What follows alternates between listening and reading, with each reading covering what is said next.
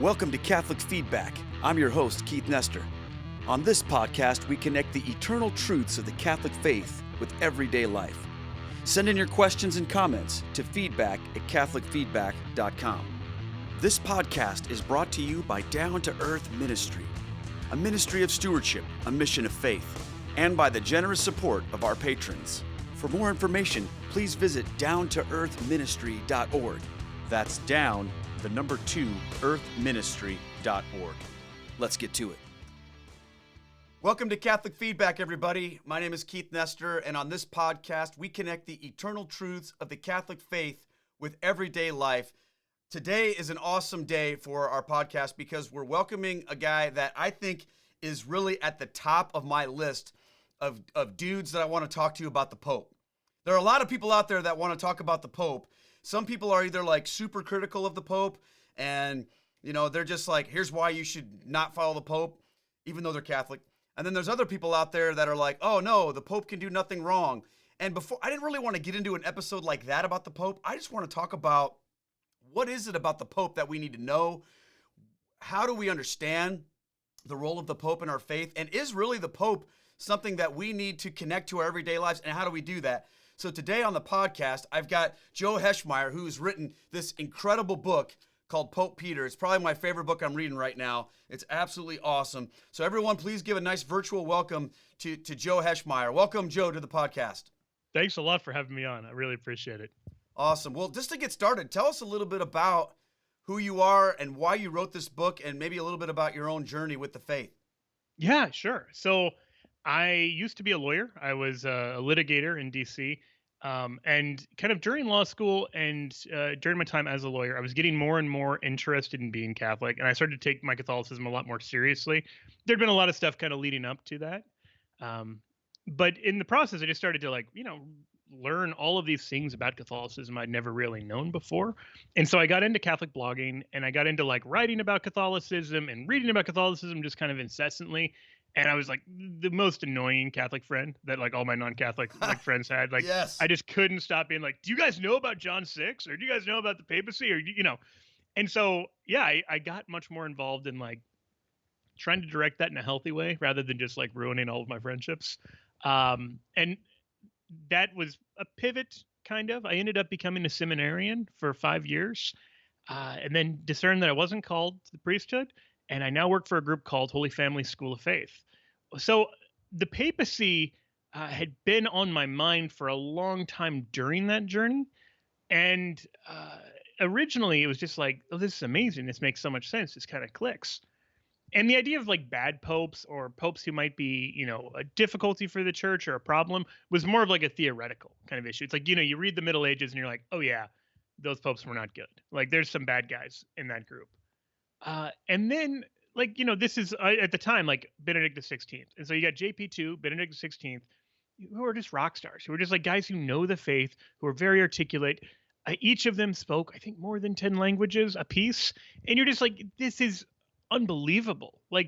Some of the most educated, brilliant, holy, articulate, thoughtful people in the world. And it's just well, of course the Pope's always going to be like that. And then Pope Francis comes along, and I don't mean that to bash him. I just mean he's cut from a different cloth. He's a different kind of guy. And he says things in a way that isn't crystal clear. He says things in a way that is confusing sometimes. And so then it was okay, so I still am interested in the papacy, but I got a different angle of now I've got some questions about what do we do with this? What do we do with that? Because it's no longer these purely hypothetical issues of what if a pope were to say this confusing thing. It's oh no, he just did that on Wednesday, or he just, I just read this account that made it sound like he did that, and maybe he did, so those kind of things suddenly became a lot more real. So I think on that journey, seeing both the beauty of the papacy and the real life challenges of the papacy was really what motivated this book. And so your blog is called Shameless Popery. And I remember when I first heard about it, I didn't know if it was a pro-Catholic or anti-Catholic thing just based on the name, because I thought, at first I thought, ooh, this could really be something that's hey, we're shamelessly all for the Pope, or it could just be those Catholics have no shame. So when I started looking at it, I realized obviously what it was. And Actually, I'm glad you mentioned that. My friend Don, who is a Calvinist, was the one who came up with the name for shameless popery. So it was always a little bit tongue in cheek, like from the beginning, because I was like trying to come up with a name, and all the names I was coming up with sounded like way too sanctimonious, like Catholicism contra mundum, or like Catholic defense, and it's just like, okay, these are like way too hardcore. And I was like, Don, I can't come up with a name, and it takes him like a split second. He just goes shameless popery. I love it. I So love that. he's claiming royalty rights. That was like 10 years ago. Wow, you've been blogging about this and talking about this whole issue for a long time. Yeah. And I guess I'm wondering for you, like, what do you think, when we talk about Catholicism and the beliefs of the church about the Pope, I think there's sometimes confusion amongst even Catholics, especially new Catholics, about what you have to believe about the Pope. Because I remember when I was a Protestant, the only thing I knew about the Catholic faith was what other Protestants and anti-Catholics had said about it. I didn't know any Catholics for a long time who practiced their faith. So, of course, you hear things like, well, Catholics believe in the infallibility of the Pope, which therefore means everything the Pope does and says is supposedly infallible. Yeah, there's a great line in Brideshead Revisited where Rex, who is a Protestant who is dating a Catholic, is like discerning the Catholic faith. And he's like saying yes to everything, but the priest is like pretty sure he's just going through the motions to try to get married in the church, and like doesn't really understand anything that he's hearing. So the priest decides to like grill him a little bit, and he's like, so what if the Pope said it was going to rain this afternoon, and then you went out and it was sunny? Would papal infallibility have protected him? And Rex was just like, well, maybe it's raining and we're all just too sinful to see it. And it was but like it was really hitting on this like mischaracterization of what infallibility is. Like I hear some variation of that from Protestants and from Catholics about papal infallibility, and it's like, guys, that's not what infallibility is all about. That's not what it means. It's not what it was ever meant to mean. So yeah, maybe it's easier in some ways to say what isn't papal infallibility or what doesn't it mean. And the first and most obvious thing is that it doesn't mean that the Pope is sinless. It doesn't mean the Pope is always going to be right about everything. He can be wrong.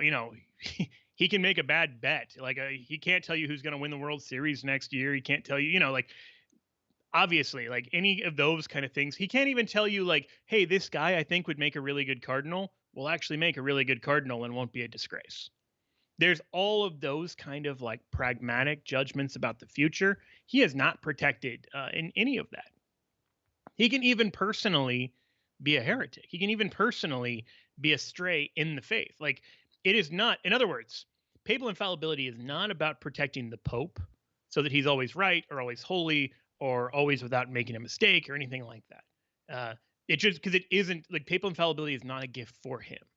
Instead, like papal infallibility is a gift for us. Like when we talk about the Pope being infallible, what we mean is really simple. Like Jesus commanded, one, that all the believers be one, including those who hear the gospel through the apostles. John 17, at the Last Supper. The only prayer you're going to find Jesus praying for future disciples, and the prayer explicitly is that we'll all be one. But then two, there are these constant warnings not to like accept any heresy, not to go into any heresy. And of course, like if Jesus is the way, the truth, and the life, being united in Christ is not going to be being united in falsehood. So we have to be one and we have to be orthodox. And within Protestantism, there's always this tension between the two. Like, do you give up unity for the sake of truth or do you give up truth for the sake of unity? And the Catholic response to that is like, no, we don't have the choice to choose. We don't have the choice to balance. Because Jesus doesn't say, be 51% united and 49% faithful to the truth. No, it's like 100 and 100. If infallibility is true, then that's possible. If it's not true, then there's no way to keep the commands God gives us. And he's just made an impossible burden for us that we can't carry. Like he criticizes the Pharisees for tying up loads that are hard to carry. If he's telling us we need to be united in the faith and we can't actually do that without disobeying him about truth, then he's made a load that's impossible for us to carry. So papal infallibility is quite simply the belief that God will prevent the Pope or the visible church from demanding we choose unity or truth so that we can be totally united in the truth, so that the more I'm like, the more faithful I am as a Catholic, the more faithful I am as a Christian. Like, the more faithful I am as a Catholic, the better I am as a neighbor to my fellow Catholics, and the better I am as a disciple to Jesus Christ. Like, that's the idea in a nutshell. I remember I heard you on a podcast. Shout out to Cordial Catholic Keith Little. I heard that the episode that you did with Dr. Ortland, and you made that point about papal infallibility is a gift. It's for us, and that just like stopped me in my tracks, because when you think about it, I think people sometimes get too focused on the guy, and they're like, this guy, this. And of course, these days, when everything that somebody could even think in their brain is out there for the whole world to see instantly, there's no way that we could ever not have these issues, because nobody's perfect in the wholeness of that sense. So to have this understanding about what it means, I think it's critical, because when you step back from that, you have to wrestle with this one important question. And this was huge for me in my conversion. And it was this question: how are we to know, anybody, what the Christian faith actually teaches? How are we to know that? And I remember running into these issues with when I was in seminary, and I asked one of my professors, what do we do with this whole thing about Matthew 16, where Jesus creates the Pope, where he tells Peter, "You are Peter, upon this rock I'll build my church."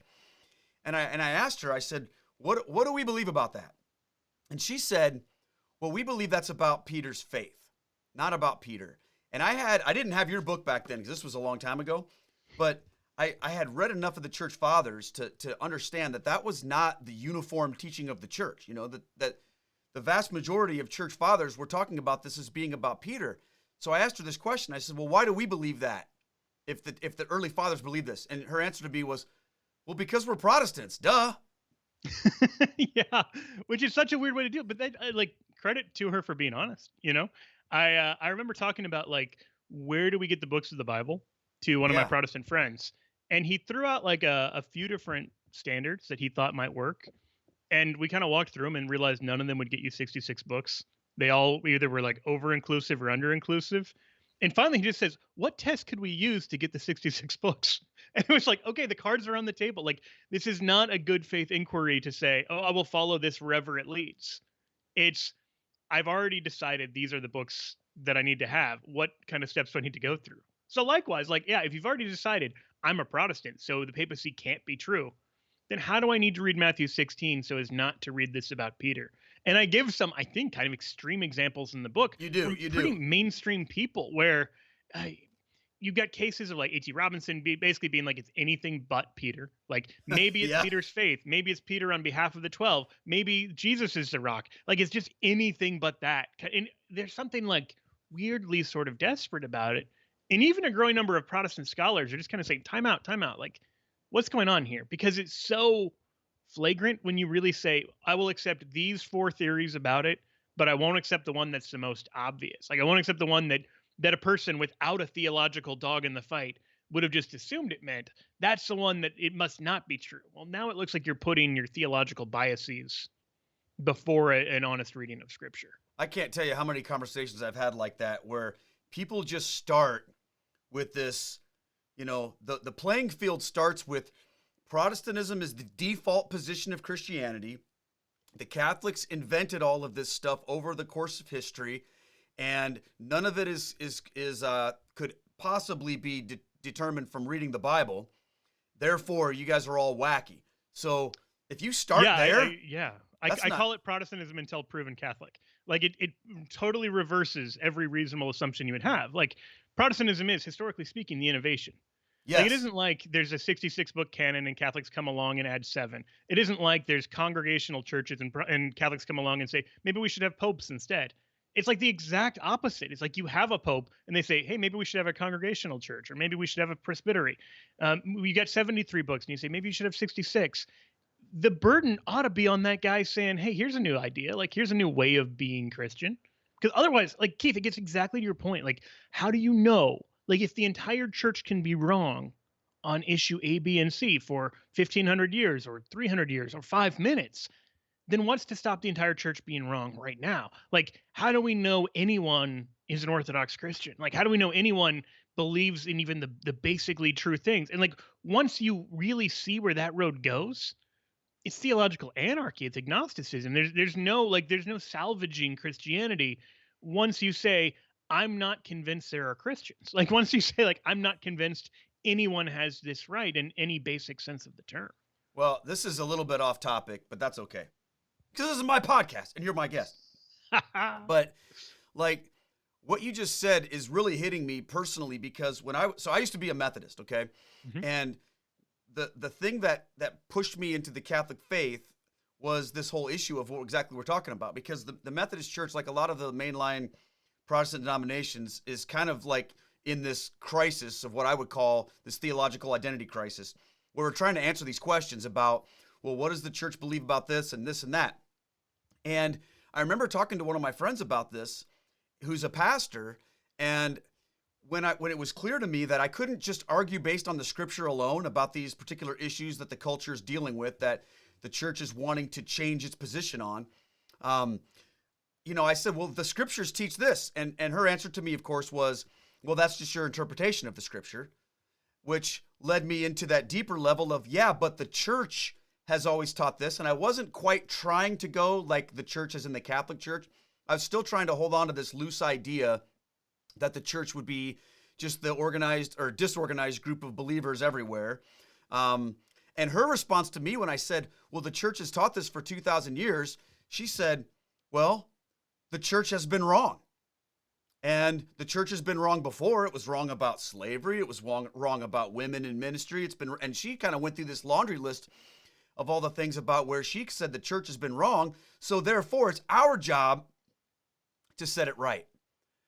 And I think when that was said to me, that might sound all, liberating or whatever, but it horrified me, Joe, because I'm thinking, well, what else could the church have been wrong about? The Trinity, the scriptures, the divinity of Christ, and the answer, sadly, my friend, like you alluded to this, but I lived in it. Sadly, the answer is yes, there are many that would claim to be Christians that would also have innovative views about those things too, Joe. And there's no reason not to. I mean, logically, like the friend that you described was just willing to go down this train of like logical reasoning and follow it to its terminus in some way, or almost its terminus in some ways. That's where it leads. Now, you live in Kansas City. There's a pastor in Kansas City. His name's Adam Hamilton. He's the pastor of Church of the Resurrection. Yeah. And, I used to look up to him a lot. He's an incredible communicator, incredible pastor. But he wrote this book a few years ago about the Bible. I can't remember the exact name of it now. It's slipping my brain. But he basically talks about this idea, and everybody watching, we're going to get back to the Pope because this applies. But he talks about these 4 buckets that we have to put the scriptures into. Scriptures that were written to certain people at certain times, scriptures that were written to certain people for all time, certain scriptures that were written to everybody for some time, and then certain scriptures that were written to everybody for all time.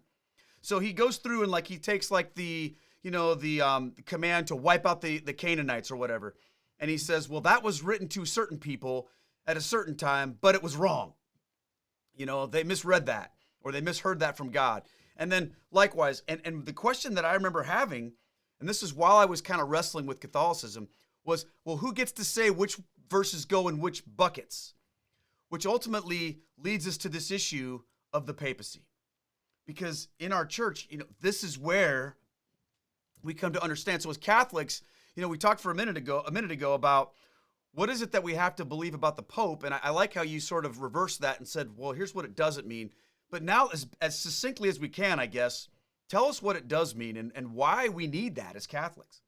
Yeah, so it means that anytime the Pope says, I dogmatically declare X, Y, Z, I can trust that. I can bank my orthodoxy on that because I'm not trusting in myself. I'm not even trusting in the guy. I'm not trusting in Jorge Bergoglio, the man, or Joseph Ratzinger, or Carol Wojtyła. I'm trusting in the Pope. I'm trusting in the Peter as Pope, as Vicar of Christ, as the head of the visible church. In that role, it's okay, he's gone all in on this and said, this is part of what we believe as Christians. Now, the two possibilities are number one, he's wrong, and therefore I have to choose between truth and orthodoxy, which doesn't work.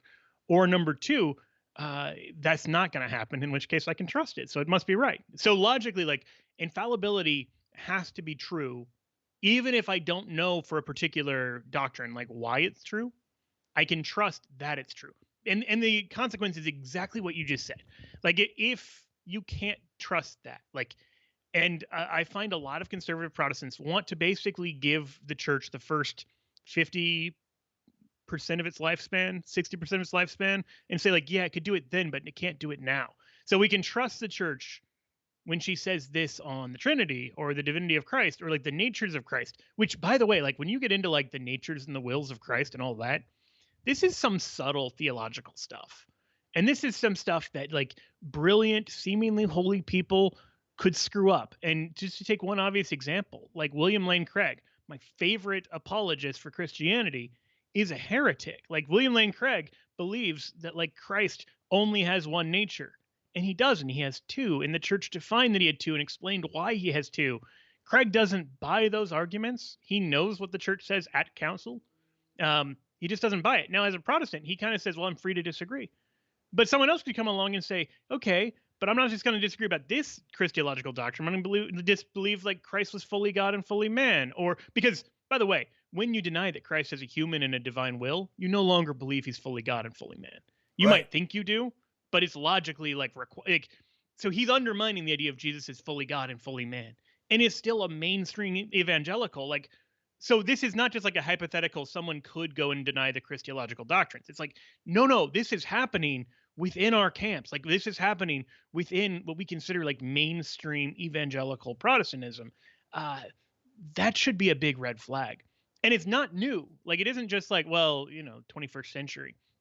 In my book, I quote this guy, Norman Fox, who is a Baptist who actually taught just north of here at William Jewell back in the 19th century.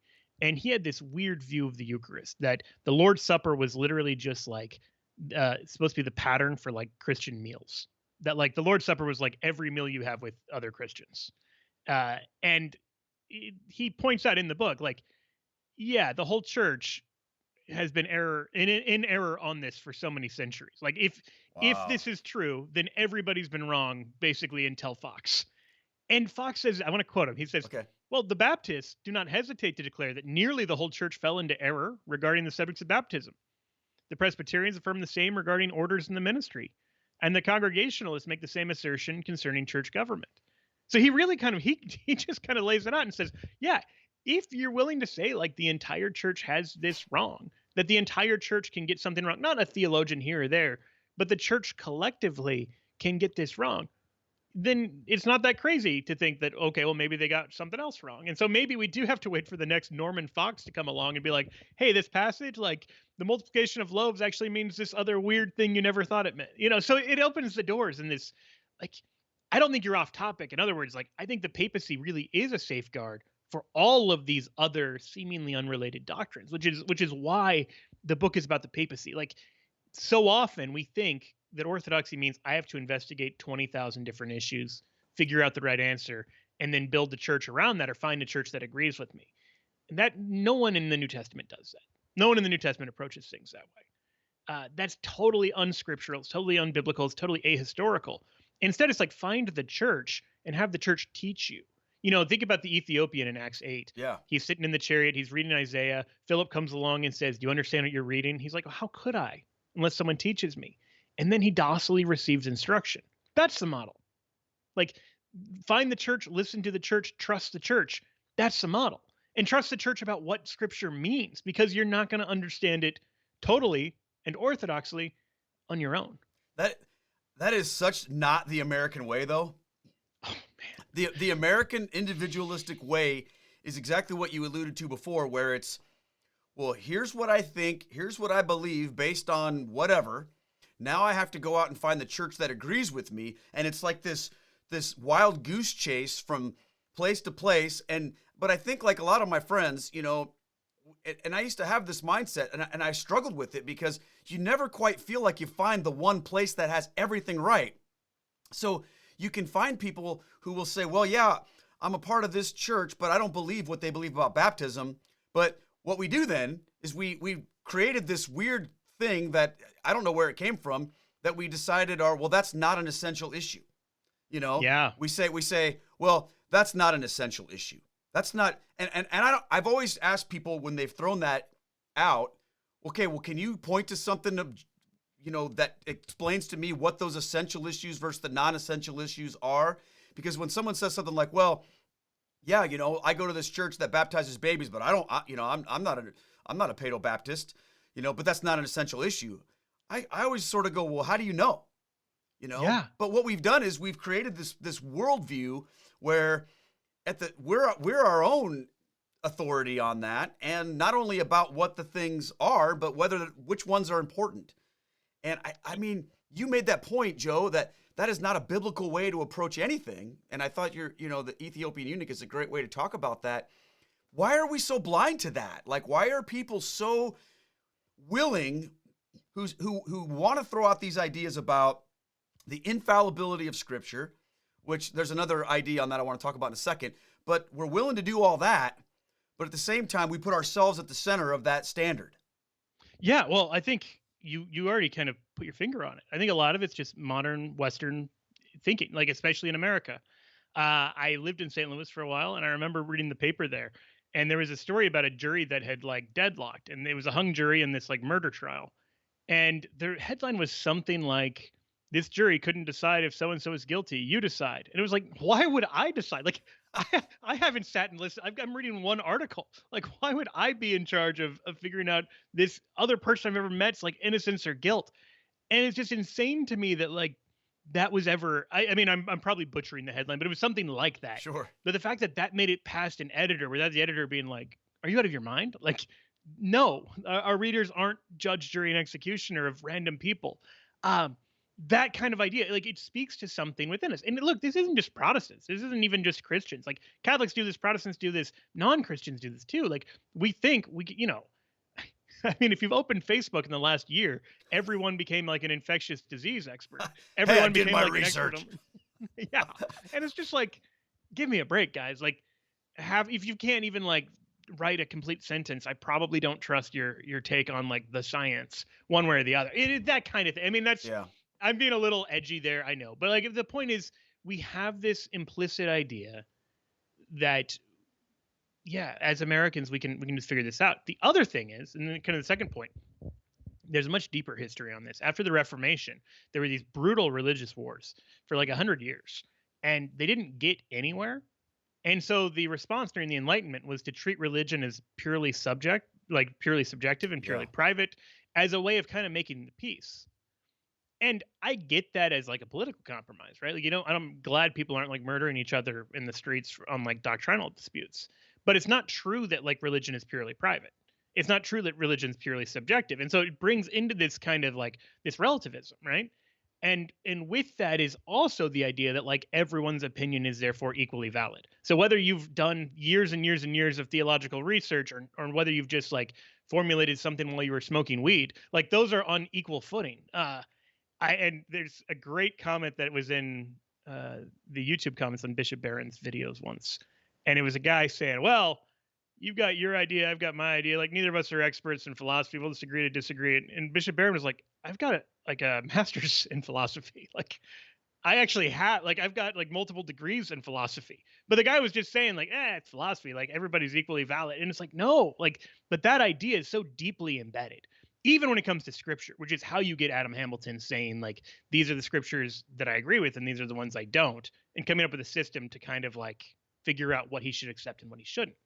It's that triumph of that kind of like me at the center kind of vision, which is very American, very post-Enlightenment, but it's also just like the human temptation from the beginning, right? Like, what's the devil's temptation back in the Garden of Eden?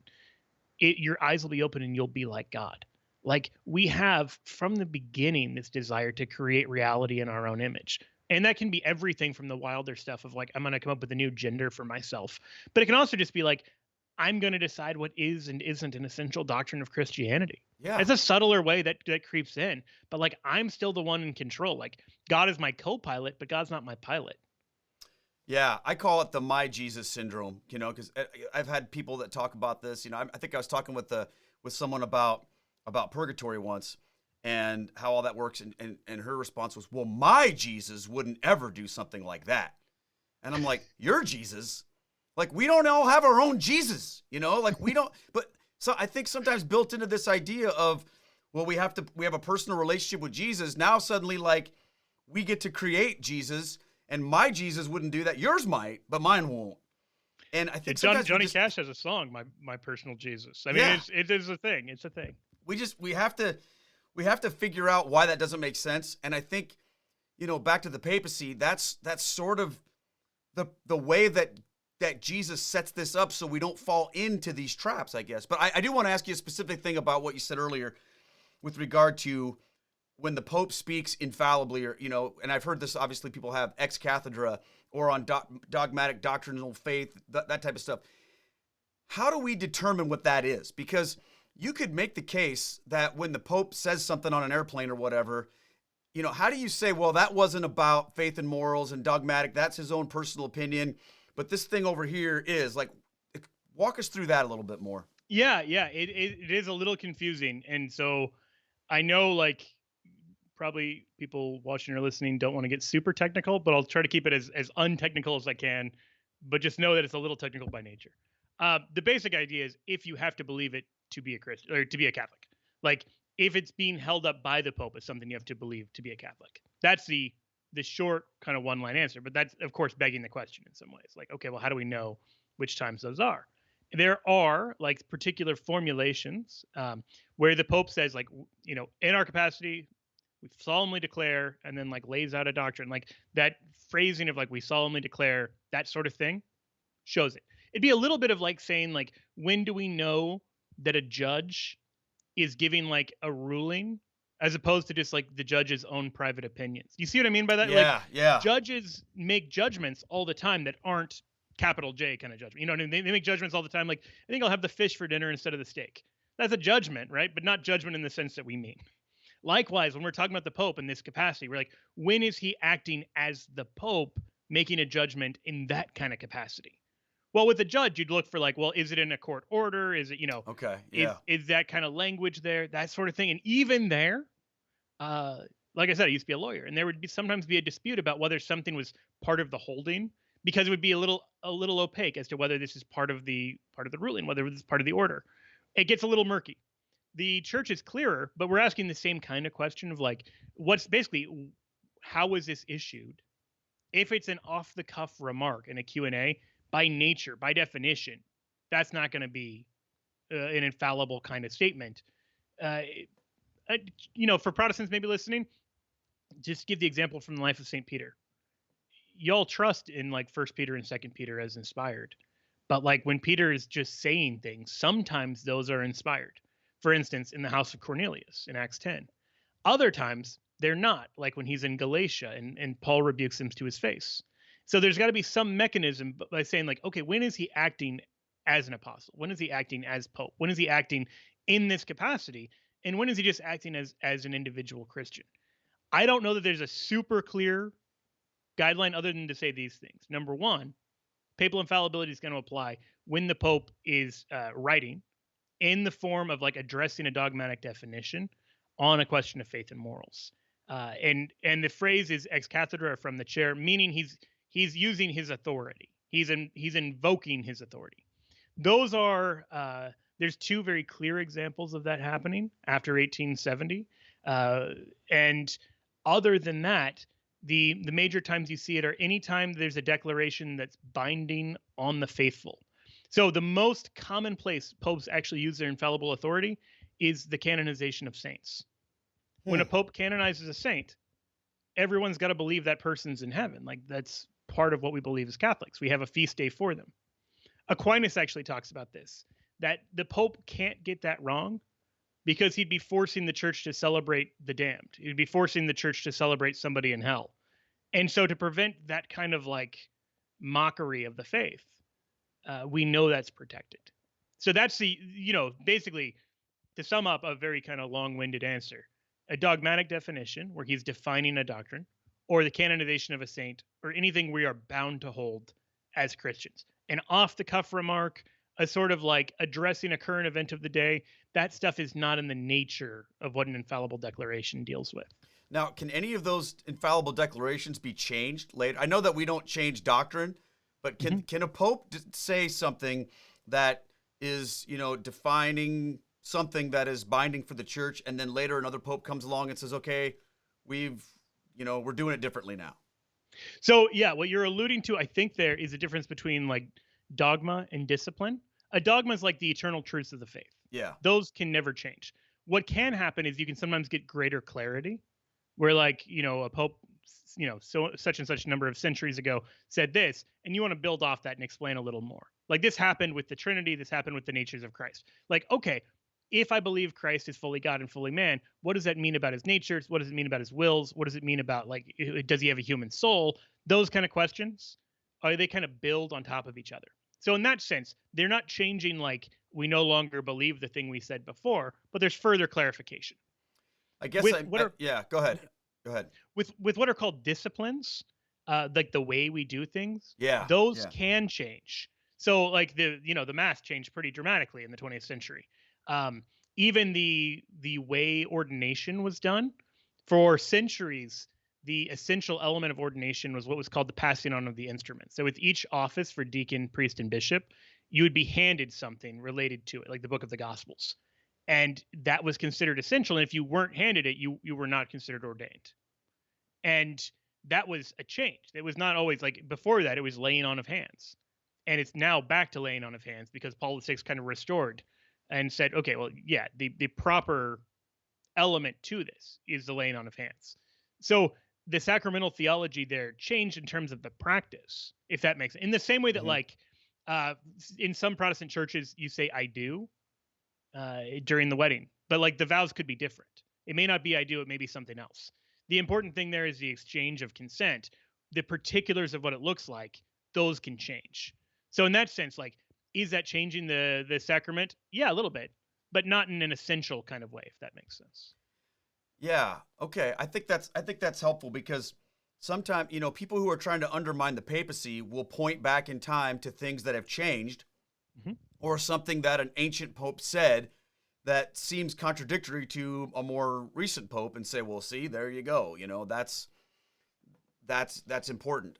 And I think about how we are to know, okay, well, it's okay for things to develop and grow. And I think all of us on a practical level get that.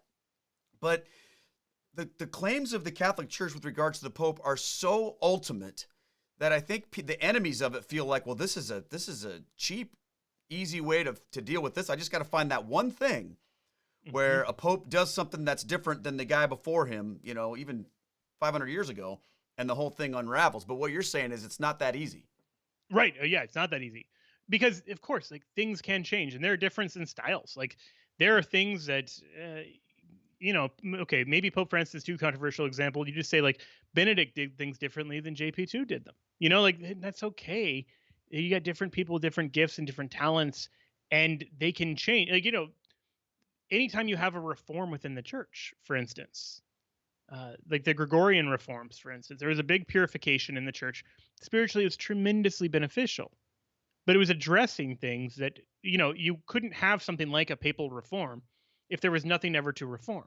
You couldn't have anything like a reform in the church if nothing could ever change. Right. Like, so kind of by definition, yeah, like you can have changes. Not a change of like yes to no about an issue of the truth, but you can certainly have a change about we're going to do things this way or that way. But then the second thing is almost always the issue really at hand is that one person or the other in that conversation doesn't understand what papal infallibility includes.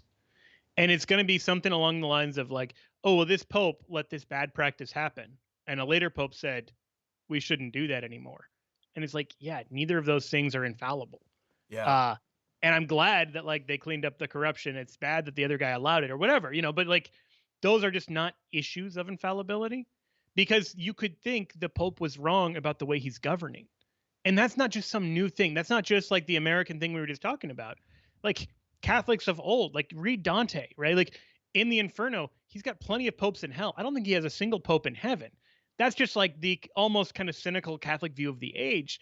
that's back in the Middle Ages of saying like, yeah. Like it isn't, what it's not is like every pope is holy, every pope is governing well, every pope is doing everything right. Like you wouldn't have surprised a faithful Catholic in the Middle Ages by saying, hey, did you know this pope did this bad thing? And he'd probably be like, yeah, here's 20 other things he did.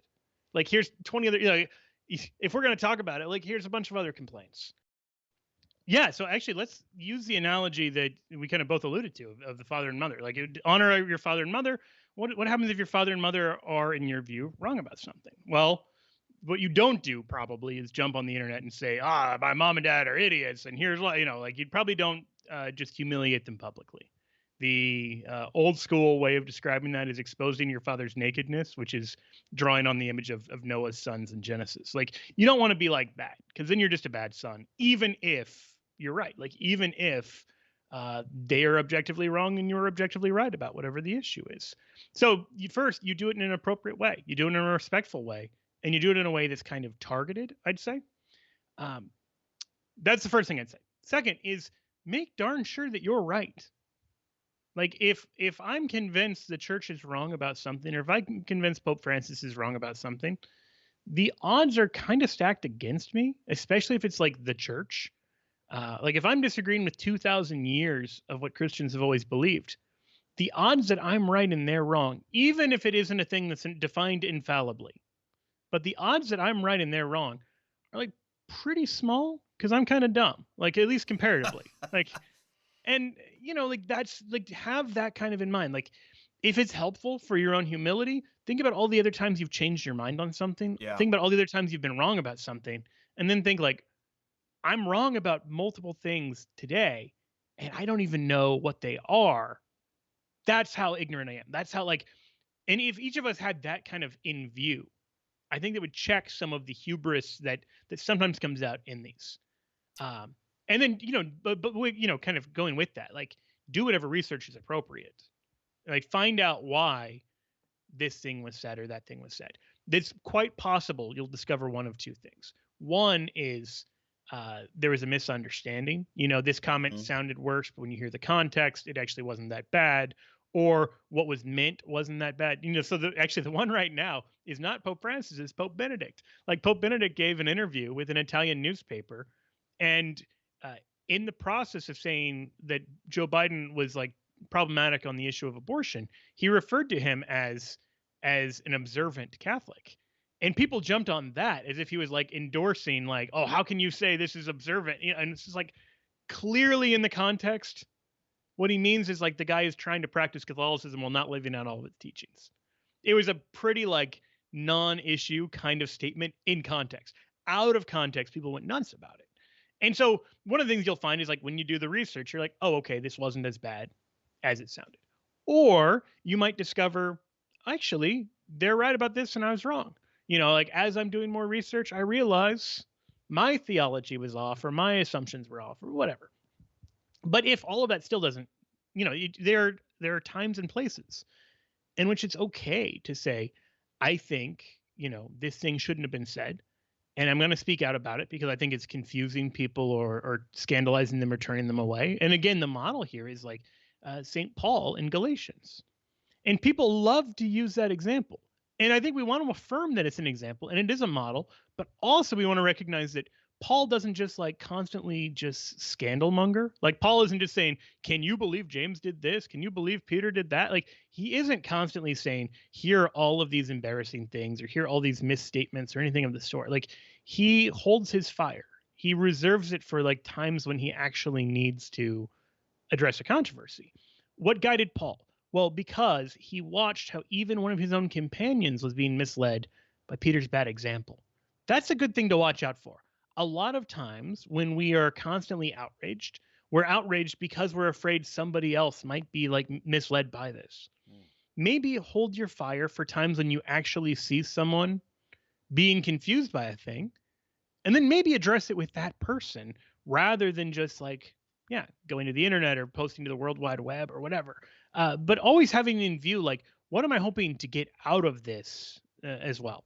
The last thing I want to say, the church actually has guidelines for her theologians about what to do on non-infallible teachings, because there are all sorts of things that the church teaches that have never been infallibly defined. And on some of those, it's certainly possible that they're not stated as clearly as they could be or as well as they could be. And there's healthy room for theologians to kind of jump in and have that conversation, even to disagree with each other, even to disagree with like ways things have been formulated by the church. But in there, the church gives a little bit of guidance about what that means. And so she asks for two things. One is the technical word is obsequium, or religious obsequium. And obsequium is like a willingness to obey, a willingness to comply. Like a soldier has obsequium. The other example that I've seen used is like a lover has obsequium. Like you're consenting, you're compliant. That doesn't mean you're like 100% on board with like what the church is saying. It just means you haven't fallen into a spirit of disagreement, of like dissent, of rebellion. Like you're saying, hey, I don't get this thing you're saying or why you're saying it this way. And giving the church a chance to clarify, not just like burn it all down, that kind of thing. So obsequium is a good thing for us to kind of discover as a concept, which is not a blind obedience, but it is a trust that like God's leading this church, even if on some of these issues, like she could be saying this better, she could be saying this more clearly. Yeah, I think that's helpful because, you know, we talked a little earlier before about sort of the American way. And I don't mean to say something that's like super trendy right now, but I guess kind of a theological cancel culture would apply here, that sometimes people want to do, where if the Pope says something that we disagree with or whatever, we just instantly we want to throw down the council thing and be like, nope, he either can't be the Pope, can't be the right Pope, or the Catholic Church is wrong or something. I mean, we don't like to live in this weird tension of, well, I'm not really sure I like that, but I'm still going to, hold fast to my Catholic teaching in spite of that. We want to have it our way. And if he says what we like, then we're all in. But as soon as he deviates in some way, even if we're right, yeah, we still have to maintain that. And I think, you said something earlier about having humility. And I think that's the key here with all of this, is having humility. And I really feel for this, because a lot of the folks that I interact with in my my ministry are people who are new to the Catholic faith, coming into it, and someone else is telling them about all the bad things the Pope says and does. And horrifying to me is that a lot of times it's other Catholics. I remember when I first became Catholic, it wasn't long before other Catholics are spamming me with all of this anti-Pope Francis stuff. Every time I turn around, it's another. And I was thinking to myself, wait a minute, I just became a Catholic because of the papacy, and now everyone's telling me how messed up it is. What's up with that? And humility, I think, is key. But I think, Joe, this is another reason why I think your book is so important, because it lays down an airtight, in my opinion, an airtight case for why we need the Pope. Why, and it's not like why we need the Pope, we have to figure this out, but why God gave us the Pope. So real quickly, I want to just have you throw out in your mindset, like, what are some benefits? What are some reasons why you think God gave us the Pope, that for new Catholics today, or people who are even wrestling with this, coming into their faith, or thinking about the Catholic faith and are just kind of like, okay, do I become Catholic, despite the Pope, or is that actually a feature that I should be interested in? Yeah, and so there's a term that I really like, Coryphaeus, which is one of the terms that the Eastern Church Fathers would use to describe the Bishop of Rome. Like that the Pope is Coryphaeus. Now, Coryphaeus was like choir director or leader of the band is really like not going far enough. Like imagine like the guy leading the orchestra if he's also like doing dance choreography.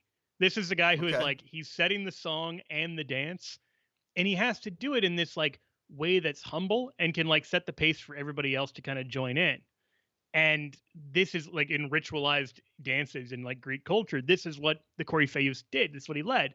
And so calling Peter the Coryphaeus and calling the Bishop of Rome Coryphaeus is this idea of like, yeah, why do we need the Pope? Because we need somebody to like set the tune. We need somebody to like get the orchestra in tune and to play together, because what do you get when you don't have that? Like you get cacophony. you get a bunch of different denominations playing different tunes. Or even if you don't want to go the Protestant route, like Orthodox right now are in schism with each other. Like the two largest branches of Orthodoxy, Byzantine and Russian, which growing up, they were all part of Eastern Orthodoxy. They are currently not communicating with each other. They're not in communion with each other. And there's a chance we may be seeing the formation of like a new branch of Orthodoxy as we watch that it doesn't have anyone to lead it, because the Byzantine, they're technically supposed to be higher, but 2/3 of the world's Eastern Orthodox are Russian. So they've got the numbers, the other one has the title. So who knows who's going to win? That sort of thing is a problem, and a problem that you wouldn't have with the papacy. Problem that you don't have with the papacy. Like, the Pope isn't the Pope because most Christians live in Italy. That's not true. The Pope is the Pope because he's the Pope. He's the Bishop of Rome. He's the successor of Peter. And so you don't have to worry about that kind of like those constant tensions and divisions and schism. Now, as you just alluded to, it would be untrue and naive to pretend like there isn't huge division within the Catholic Church. Like, when we talk about the need to be united, that includes more than just like we have a common denomination. That includes more than like we can receive communion at Mass together. That it's more than that, but it's not less than that. Like it's more than that in the sense of like we should love each other and be of one heart and one mind. We should also believe all the same things. But it's there's a framework for that to happen. I guess would be one way of saying it. Like, if you don't have the Pope, you end up finding a group of like-minded people. And it feels like everything's really like going smoothly because you're just with people you've hand selected who agree with you. You don't actually have the hard work of loving your neighbor in the Christian context when your neighbor is like totally wrong about everything you can be wrong about and still be Christian. Like, you don't have, like, that's where the rubber hits the road. And so in Catholicism, you have a framework for that unity to happen. And it's not just hypothetical. Like, we really did solve Trinitarian disputes. We really did resolve doctrinal disputes about the Christology. And since then, we really have like come to greater clarification on the nature of the church, on justification, on the Marian doctrines, on papal infallibility itself. Like, these things that were much more like hot button issues in the days of old have been clarified and settled. There's an actual mechanism to do that. Now, Catholics listening may be like, yeah, okay, that's obvious, that's given. But I think Protestants listening, if they take a look and say, okay, over the last 500 years, what are the hot button doctrinal issues that Protestantism has resolved? What are the issues that like it's come to greater unity and agreement on? I think you're going to find zero.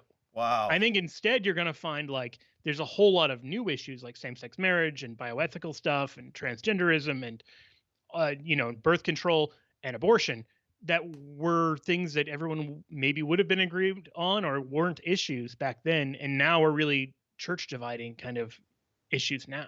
That is huge right there, what you just said about this idea of the papacy and the Catholic Church being able to resolve theological issues and then flipping that around and say, well, what issues are the Protestant church? And the answer is zero. I mean, they solve within their own camps, but it's by nature impossible for them to solve those issues because there's no central authority that can say, yep, we did it, which is, again, why you have all this splintering apart. So yeah, let me just add to that. There's no central authority and no common commitment to the marriage. There's no common commitment to like, we're not going to break into schism no matter what the right issue is or what right answer like we come to as a church on this is. And that's a big thing. Yeah. Because if I just take my ball and go home, if I don't like what my existing church teaches, then yeah, I might constantly find myself who agree with me, like with people who agree with me. But it's going to be this smaller and smaller number as I get like more and more specific in this kind of sectarianism. And that's what we do on the internet, right? Like you talked about cancel culture. A lot of that whole thing is coming from this siloing and the echo chambers we create on both ends of the spectrum and all over the place. Like, if you want to go online and find people who share your like weird views about Transformers, you can find like a million people who are just like, yeah, let's talk about Transformers for hours. You can do that. That's the world we live in. And you can likewise, if you say like, I believe this really weird thing about theology, you can find a bunch of people who will be like, yeah, I'm bought in. I likewise share this weird quirk. That can give you the illusion of church unity where it doesn't really exist. Like, true church unity is like, I'm part of this church, even if tomorrow The church is telling me something I don't want to hear. Like, even if the church tells me tomorrow something that I would have thought was heretical yesterday, something that was wrong yesterday, like, because you're not just agreeing to a set of doctrines, you're agreeing to the church as a church. G.K. Chesterton gives the example of his father, that he didn't just believe certain things his father said when they were like self-evidently true as a kid. He believed in his father as like a fountain of truth, as a truth-telling agent, so that if his father told him something very counterintuitive, he was going to believe it. You know, if his father said, you know, light is a particle in a wave, Chesterton would have just been like, okay, I guess it must be. I don't see it. I don't really understand what that means or how it could be. Likewise, when the church says God is 1 and 3, and here's what we mean by that, it's easy to just be like, I don't really get that. I don't really know what that means. I don't know what a substance is, you know, like, but you can trust, not just because you see it with your own eyes, but because you can trust this is a truth-telling agent. Like, this is someone who tells the truth. If you don't have that kind of faith in the body of Christ, there's no way to resolve disputes in any meaningful sense, because you don't have a reliable church to do so in. You know, an example that I think about in my own, and when I was a pastor, that to me this encapsulates this is, so there was this old retired couple that came to our church out of nowhere, like, and I knew who they were. Like, the guy was like, he's sang in like a fundamentalist Baptist barbershop quartet kind of thing, and so I'd seen him around town. Well, he started coming to our Methodist church, and I'm like, this isn't going to go well. And sooner or later, he got upset with something that happened in the church, and so he left. And I had found out through some people later what happened, that he and his wife, because they had gone from church to church to church to church every time until somebody said something that they didn't like, the pastor, then we can't be here, we got to go. Well, eventually they got to a point, and this is a true story, where they decided they were going to stay home because there was no real church that they could agree with. So the two of them worshiped together in their living room, and then they disagreed with each other. So then what they were currently doing at this time, this is a long time ago, was he had his own worship service by himself. She had her own worship service by herself. So it's like, hey, honey, it's time for church. You go to your room, I go to mine, because they couldn't even agree amongst themselves. That's amazing. That's almost like a parable. It is, but it's true. I remember when it happened, because I was just like, are you serious? You know? But and what's interesting is, at the heart of all of it is this desire for the truth, this desire for orthodoxy, and we value that, like you said earlier. Do we value truth above unity? And I think everybody would say, at least most people want to say, I'm going to value truth no matter what. But what the papacy shows us, I think, is that the unity is part of the truth. It's not this one thing or the other. It has to go together, because that's how Christ set it up. And that's it. So John 17, if I may. Yeah. Like, Jesus says, like, that they may be one, us, so the world may know that you sent me and then I sent them. Like, it's this idea that, like, hey, people aren't going to believe in the gospel if you're doing this crazy stuff. This guy in the fundamental barbershop quartet, it's amazing he was even in a quartet. Like, seems like he should have really been a soloist. Yeah, that's true. But, like, yeah, so I've got a friend who had the Catholic version of that. Of, like, her mom was a sede vacantist. Okay. So they started off like just tell everybody what that means real quick for people that don't know. Okay. So they don't think the Pope is really the Pope. They think he's like a fake Pope, and that the seat is empty. The chair of Peter is empty. The sede seat is vacante, vacant. So it's empty seaters. And so they started off like in a more or less almost mainstream, like not really mainstream, but you know what I mean? And they got more and more extreme until finally they just didn't trust anybody who could like really have the mass, and they just stayed home. And it's just like, that is so obviously not Christianity. Like, that's so obviously not what we're called to. And you don't even have to read anything modern. Like, go back to the 4th century. St. Optatus of Miletus is writing against a group called the Donatists. The Donatists had this kind of holier-than-thou Christianity. They were writing against Christians who had done much worse stuff. Like, we talk about scandals today. In the 4th century, or in the 3rd century, you had people who were, like, renouncing the faith publicly and, like, turning over church stuff under Roman oppression, and, like, during the Diocletian persecution in the 270s. Diocletian persecution ends, Christianity gets legalized, and a lot of these guys come crawling back, and they want, like, to be priests again. They want to be bishops again in some cases. And the faithful were not unreasonably scandalized by this. And so there was a big question about, well, what does it look like to have true penance here? And are the sacraments still valid? And like what's needed to happen? So we had that debate way back then. St. Optatus, who he and St. Augustine are two of the big ones in kind of resolving Donatism. And Optatus, he says like, hey guys, it's the Our Father and not the My Father. Like when you take this like radical individualistic view of God, that is just you and God, you are not praying in the way God tells you to pray. Like you are not, your spirituality is like out of whack. It's off.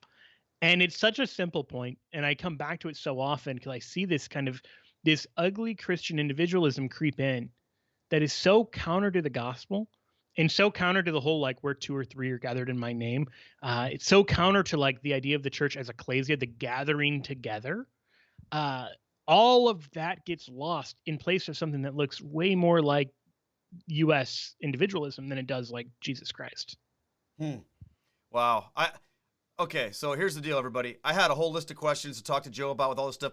We sort of touched on some of them, but we kind of got into this different area, and I'm just going to tell you, I want to have Joe back because there's way more to talk about this, but I'm just in this place talking to Joe right now where I feel like, you know, the first chapter of his books, he's talking about what defines the church. You guys really need to read that and help understand this, because if you can understand that part of it, which what is the church, it's going to help you understand this stuff. But this whole idea, you guys, of the Pope as a unifying figure for Christianity as a gift from Jesus, and that is something that we need. Friends, you have to recognize that if we don't have that, we have chaos.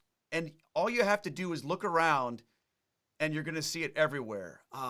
And I know that this is a big topic. A lot of people are probably like, yeah, but I don't even understand why I need to believe in the Pope in the first place. All this kind of stuff. We need to unpack more of that later. But I just want to thank you, Joe, for sort of shining a light on something that I think is super important with this idea of recognizing that the papacy is a gift, that infallibility is a gift about us, not about Jorge Bergoglio or any human being, and why we need that. It's so important, man. Yeah, my pleasure. I'm very, very happy to do it. This, I know that like we didn't go with your questions, so we just kind of hopefully had a good conversation. So well, it's been super helpful for me because I know there are a lot of places where people can go, and of course, your blog, Shameless Popery, has a lot of these particular discussions, particular issues. You know, your book, Pope Peter. Tell us a little bit about some of the other things that you've written or created that might be helpful to people as they're exploring these issues. Yeah, so I guess just to do like a quick, self-promotion kind of thing. I have a book already out called Who Am I, Lord? Finding Your Identity in Christ through OSV. And the book is just like, if you want to understand you and like who you are and who you're called to be, you need to understand a little bit of Christology. So it looks at 4 dimensions of who Christ is, and then 4 corresponding dimensions of who the Christian is. I've got a new book coming out with them in June on St. Joseph. And I think it's called A Man Named Joseph, Guardian for Our Times. But it's not out yet. So the title may change between now and June. I have a podcast at CathPod called The Catholic Podcast. So CATHPOD.com.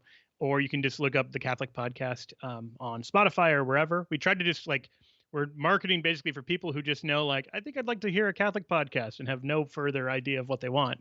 And then I work for a group called School of Faith, and we have a daily rosary, which you can get at dailyrosary.net. Mike Shearslick, my boss, usually leads those, where it's just a rosary reflection of the day with like a little bit of theological kind of nuggets to chew on. So yeah, there's a lot of things, a lot of different angles, and so.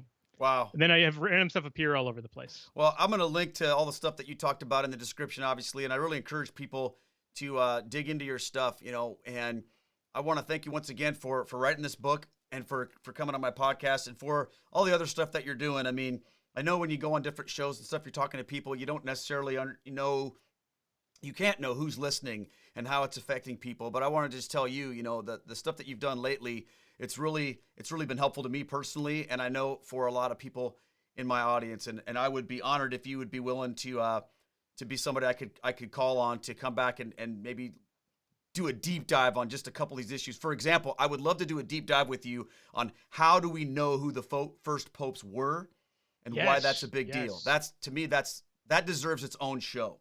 So I would love to go there with you sometime if you're willing.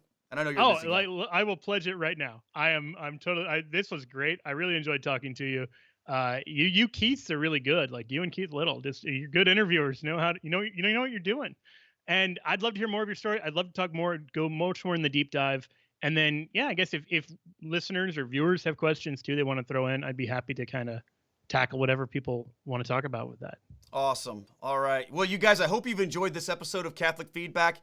You know, we're here to connect these truths to everyday life. So I'm always thinking in that practical way.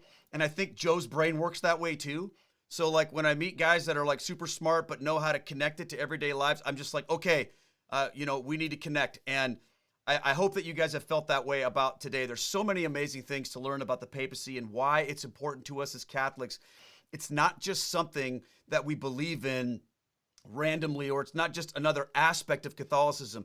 The papacy is that defining characteristic that, as Joe says, it's not the most important part of our Catholic faith, but it is the distinctive part of our Catholic faith. And it's that way because God gave it to us, friends. So I hope that you've enjoyed this. We'll do more of this, I promise you. But in the meantime, God bless all of you. Thank you so much for supporting the podcast. And I look forward to seeing you all next week here on Catholic Feedback. Take care and God bless. Thanks for listening to Catholic Feedback with Keith Nestor. Send in your questions and comments to feedback@catholicfeedback.com.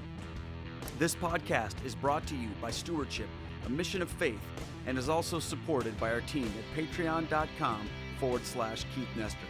Please consider joining our support team. Catholic Feedback is a production of Down to Earth Ministries. For more information about Down to Earth, or to bring me to your parish or event, visit down2earthministry.org. See you next time.